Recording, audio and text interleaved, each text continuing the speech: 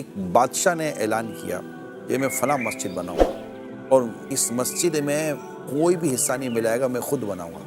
بادشاہ کا حکم تھا، عالی شان مسجد بن گئی۔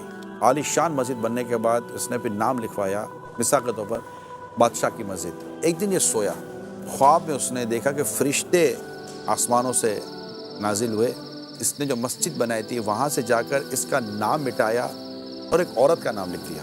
یہ ہڑبڑا کر اٹھا، بادشاہ اٹھا اور اپنے سارے وہ لوگوں کو جمع کیا کہ جاؤ مسجد دیکھو، کسی نے میرا نام مٹایا ہے۔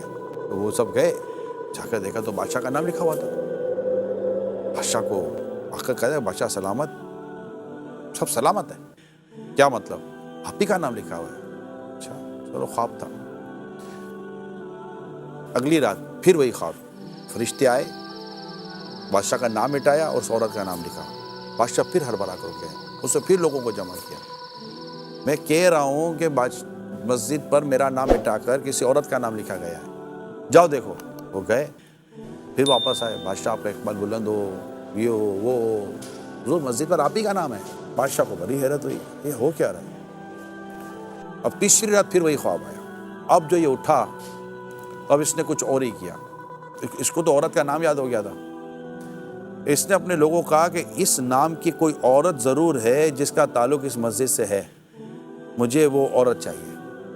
اب جتنے بھی یہ جو تھے اس کے سپاہی وغیرہ، وہ سارے ڈھونڈنے لگے عورت کو۔ اب عورت ملے نا اس نام کی، پھر پتہ چلا کوئی انتہائی بڑھیا، ضعیف، کمزور، غریب ترین کوئی عورت ہے جس کا نام یہ ہے۔ یہ پکڑ کر بادشاہ کے پاس لے آئے کہ بادشاہ اس نام کی تو یہی عورت ہے۔ بادشاہ نے کہا کہ اے عورت، یہ بتا کہ یہ جو مسجد جو بنی ہے، اس مسجد میں تیرا کیا کردار ہے؟ عورت بولی، بادشاہ سلامت، میری حالت دیکھ رہے ہو آپ، میں نے کچھ بھی نہیں کیا، میری پوزیشن ہی نہیں ہے، میں کہہ رہی کچھ نہیں سکتی۔ بادشاہ نے کہا نہیں، یاد کر، کچھ تو ہوا ہے، تو یاد کر۔ اب اس کو یاد دلا رہا، بادشاہ یاد دلا رہا ہے، تو عورت کہتی ہے کہ ایک بات یاد آتی تو ہے۔